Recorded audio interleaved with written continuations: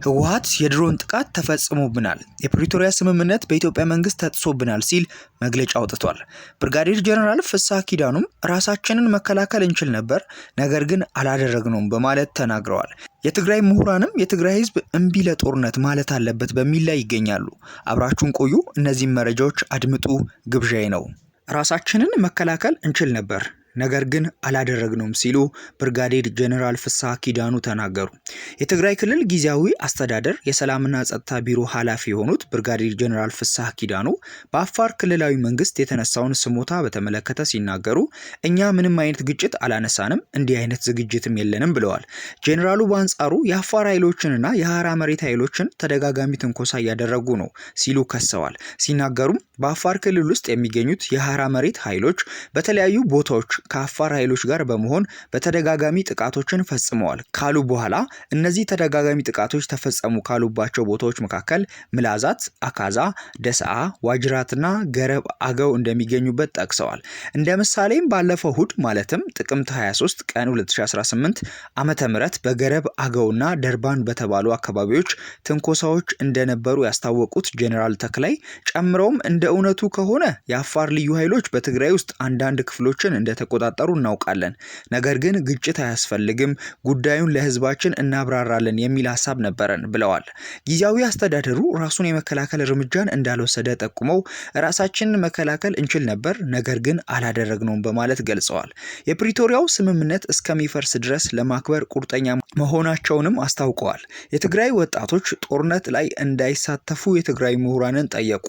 የትግራይ ህዝብ ካለፈው ጦርነት ሳያገግም አሁንም ሌላ አውዳሚ ጦርነት ተጋላጭ መሆኑ እንዳሳሰባቸው የሚገልጹት እነዚህ ምሁራን ጦርነቱ የኔ አይደለም የሚል እንቅስቃሴ መጀመራቸው ታውቋል። ህዝቡ እምቢ ለጦርነት ማለት አለበት። የትግራይ ምሁራንና ባለሙያዎች ማህበር ህወሓትና አንዳንድ የጦር ጀነራሎች የፕሪቶሪያ የተኩስ አቁም ስምምነት መሰረት በማድረግ ነገሮችን በሰላማዊ መንገድ ከመፍታት ይልቅ ትግራይን ወደ ሌላ ዙር ጦርነት ለማስገባት እየፎከሩና የጦርነት ዝግጅት እያደረጉ ነው። የትግራይ ምሁራንና ባለሙያዎች ማህበር በትግራይ ያንዣበበው የጦርነት ደመና በሰላማዊ መንገድ እንዲፈታ ጥሪ ያቀረበ። ማህበሩ ባወጣው አስቸኳይ መግለጫ የትግራይ ህዝብ ዋናው ፍላጎቱ ሰላምና ሰላም ብቻ ነው ብሏል። ከጫፍ እስከ ጫፍ ያለው የትግራይ ህዝብ ጦርነትና የጦርነት ወሬ መስማት አይፈልግም ያለው ማህበሩ ህወሓትና አንዳንድ የጦር ጀነራሎች የፕሪቶሪያ የተኩስ አቁም ስምምነት መሰረት በማድረግ ነገሮችን በሰላማዊ መንገድ ከመፍታት ይልቅ ትግራይን ወደ ሌላ ዙር ጦርነት ለማስገባት እየፎከሩና የጦርነት ዝግጅት እያደረጉ ነው ብሏል። ህዝቡን የሚመራ አካል ጦርነት ለማስቀረት ይጥራል እንጂ ወደ ጦርነት የሚያመሩ ንግግሮችን፣ ተግባራትን መፈጸም የለበትም በማለት የክልሉን ጊዜያዊ አስተዳደርም ወቅሷል። አሁን በአካባቢው እያንዣበበ ያለውን የጦርነት ድባብ ለማስቀረት ህዝቡ በትግራይ ኃይሎችና በአፋር ኃይሎች የታጠቁ ኃይሎች እንዲሁም የዲያስፖራው ማህበረሰብ ለሰላም መቆም እንዳለባቸው አሳስበዋል። የማህበሩ አመራር አባል የሆኑት ዶክተር ገብረ ኪዳን ገብረስላሴ ለዶቼ ቬለ ሬዲዮ በሰጡት ማብራሪያ ምን አሉ? የትግራይ ህዝብ ፍላጎቱ ሰላም ነው። ሁለተኛ ጦርነት እንዳይመጣ እንጸልያለን። ሆኖም ግን እንደዛ አይነት ጥሪ የጦርነት ጥሪ የሚያደርጉ በሁሉም ወገን ካሉ ወጣቱ የዚህ ሰለባ እንዳይሆን ህዝባችንም በሰራዊት ያሉም አንዱ ሐራ መሬት የሚባል አለ፣ ሌላው ቲዲኤፍ ትግራይ ውስጥ ያለው በመካከላቸው ምንም ወደ ግጭት የሚወስዳቸው ነገር ስለሌለ ወደዛ እንዳይሄዱ እና ወጣቱ የጦርነት ሰለባ እንዳይሆን ጥሪ አድርገናል። ህዝቡ እምቢ ለጦርነት ማለት አለበት። ያለው ልዩነት የፖለቲካ ልዩነት ነው። በፖለቲካ ውይይት እንዲፈቱት ነው የምንጠይቀው። ከዚህ በተጨማሪ ግን ህብረተሰቡ ራሱን ፖለቲከኞች በሚፈጥሩት ግጭት ወደ ጦርነት እንዳይገባ የራሱን ተጽዕኖ ማድረግ አለበት። ለጦርነት እምቢ ማለት አለበት ሲሉ ገልጸዋል። የድሮን ጥቃት ተፈጽሞብናል፣ የፕሪቶሪያ ስምምነት በኢትዮጵያ መንግስት ተጥሷል ሲል ህወሓት መግለጫን አውጥቷል። የኢትዮጵያ መንግስት የትግራይ ህዝብ ሞትና ስቃይን የመመኘት ፍላጎቱ የፕሪቶሪያ ስምምነትን በግል ጥሷል። የትግራይ ህዝብ እና የትግራይ ህዝብ ነፃ አውጪ ግንባር ህወሓት የፕሪቶሪያ ስምምነትን ተግባራዊ በማድረግ ዘላቂ ሰላም የሚያመጣ እምነት ለመገንባት በትዕግስት ሲሰሩ ቆይተዋል። ይሁን እንጂ ህልውናውን የትግራይ ህዝብን በማጥፋት እንደሚበቀል የሚያምነው የኢትዮጵያ መንግስት የፕሪቶሪያ ስምምነት እንደሌላ የዘር ማጥፊያ መሳሪያ በመጠቀም ህዝባችንን ለሞትና ለመከራ ሰለባ በማድረግ አቅዷል። ያገዛዙ ባለስልጣናት የትግራይ ህዝብን ከፕሪቶሪያ ስምምነት በተቃራኒ ሲያስፈራሩ ቆይተዋል። ህወሓትና የትግራይ ህዝብ የኢትዮጵያ ባለስልጣናት የፕሪቶሪያ ስምምነትን ተግባራዊ እንዳያደርጉና የሰላምን መንገድ እንዲከተሉ ሲያሳስቡ ቆይቷል። የኢትዮጵያ መንግስት ይህንን ይግባኝ ችላ ብሎ በአፋር ክልል ውስጥ የተደራጁና የታጠቁ ዘራፊዎችን ወታደራዊ እርምጃ ለመክፈት ተጠቅሟል። የኢትዮጵያ መንግስት የትግራይን ህዝብ ለማጥፋት በሚወስደው ስትራቴጂ እንደሚረዳው የተናገረውን ሁሉ እያከናወነ ነው። በአፋር እያደራጀውና ያስታጠቀው ያለው ወሮበላ የዚህ ፕሮጀክት ቀጣይ ነው። በጥቂት ከሃዲዎች የተታለሉትን እነዚህን ታጣቂዎች በአፋር ምድር ሌላ ዙር ጦርነት ለመጀመር እየተጠቀመባቸው ነው።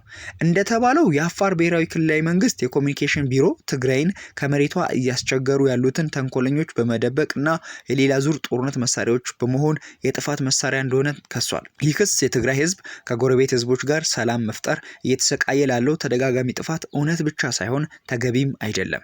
የአፋር ክልል መንግስት ባለስልጣናት ትናንት ከፈጸሙት ግፍ ንስሐ ከመግባት ይልቅ ሌላ ዙር የጥፋት መሳሪያ መሆን የለባቸውም። ከዚህ ጥፋት መቆጠብና ትግራይ ከአፋር ወንድማማች ህዝብ ጋር ሰላማዊ ግንኙነት ለመፍጠር የምታደርገውን ጥረት መደገፍ አለባቸው። ህወሓት የአፋር ህዝብን በኢትዮጵያ መንግስት ትግራይን ለማተራመስ በተደራጁ ተንኮለኞች ላይ የሚያደርገውን ትግል እንደሚቀጥል እርግጠኛ ነው። የእነዚህ ሁሉ ድርጊቶች እቅድ አውጪና አስፈጻሚ የሆነው የኢትዮጵያ መንግስት አሁን የፕሪቶሪያ ስምምነትን ጥሶ በጥቅምት 27 ምሽት የድሮን ጥቃቶችን ፈጽሟል። ድሮን ጥቃቱ በትግራይ ጦር አባላትና በአካባቢው ነዋሪዎች ላይ ጉዳት አስከትሏል። ይህንን የድሮን ጥቃት የፕሪቶሪያ ስምምነት ሙሉ በሙሉ የሚጥስና ስምምነቱን ወደ ከባድ አደጋ የሚያመራ ነው። የኢትዮጵያ መንግስት የድርድር ሀገራትና የዓለም አቀፍ ድርጅቶች ዝምታን ተከትሎ የፕሪቶሪያ ስምምነት በግል ተጥሷል። ህወሓትና የትግራይ ህዝብ በድጋሚ የኢትዮጵያ መንግስት ሁሉንም ልዩነቶች በሰላማዊ የፖለቲካ ውይይት ለመፍታት ያለውን ግዴታ እንዲወጣና ከዚህ የጥፋት ተግባር እንዲቆጠብ ሲል ጥሪ አቅርቧል። የህወሓት መግለጫ ይህንን ይመስላል። ባልተያያዘ ዜና የሱዳን የፈጥኖ ደራሽ ኃይል የተኩስ አቁም ለማድረግ መስማማቱን ገለጸ። በጀነራል ዳጋሎን የሚመራው ኃይሉ አሜሪካ ለሰብአዊ ድጋፍ ያቀረበችውን የተኩስ አቁም እቅድ መቀበሉን ገልጿል። ባለፈው መስከረም ወር አሜሪካ፣ ግብጽ፣ ሳዑዲ አረቢያና የተባበሩት አረብ ኤሚሬቶች በሱዳን የ3 ወራት የተኩስ አቁም እንዲደርስ ከዛም ጦርነቱ ቆሞ ሲቪል አስተዳደር እንዲመሰረት የሚያስችል እቅድ አቅርበው ነበር። የፈጥኖ ደራሽ ኃይሉ በአራቱ ሀገራት የቀረበውን እቅድ መቀበሉን ገልጾ ለዘላቂ ሰላም ለመነጋገር ዝግጁ ነኝ ብሏል። በ2023 የጀመረው ጦርነት በመቶ ሺዎች የሚቆጠሩ ሰዎች የተገደሉበትና 24 ሚሊዮን ሰዎች ለረሃብ የዳረገ ነው። የፈጥኖ ደራሽ ኃይሉ ከሳምንታት በፊት ኤልፋሽርን የያዘ ሲሆን በርካታ ግድያዎችን ፈጽሟል በሚል ተተችቷል። ሌላኛው ተፋላሚ የሱዳን ጦር ፈጥኖ ደራሽ ኃይሉ ምላሽ ከሰጠ በኋላ ያለው ነገር ባይኖርም ከቀናት በፊት የመከላከያ ሚኒስተሩ ፕሬዝዳንት ትራምፕን ለቅዱ አመስግነው መዋጋታቸውን ግን እንደሚቀጥሉ መናገራቸው ተገልጿል።